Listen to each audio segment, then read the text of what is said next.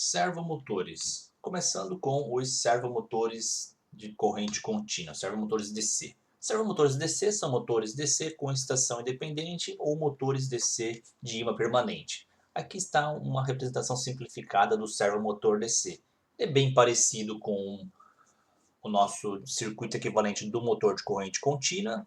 A exceção, a diferença que nós vamos ter para um circuito de corrente contínua é na resistência de armadura, que aqui para o caso do servomotor DC, a resistência de armadura vai ser alta de propósito. E lá no motor DC clássico, essa resistência de armadura geralmente é bem baixa, é somente a resistência do cobre aqui utilizado no enrolamento de armadura. Geralmente são controlados por posição através da tensão de armadura. Tensão de armadura que é controlada de modo a controlar a posição do motor. A armadura é projetada para ter alta resistência, de modo que a característica torque e velocidade seja linear.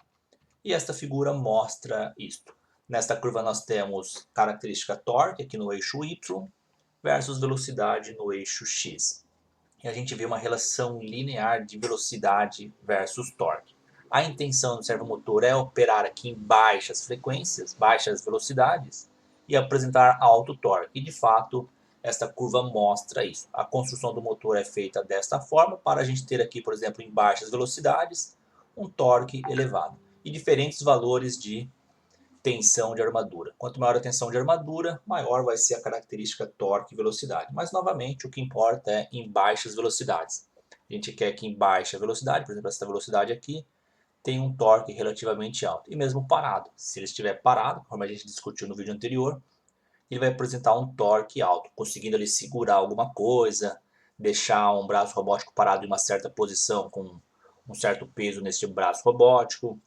Esta é de fato a característica que a gente precisa para servomotores. Resumindo, o servomotor DC nada mais é do que um motor de corrente contínua, com realimentação de posição do eixo e com a característica torque e velocidade linear conforme esta figura.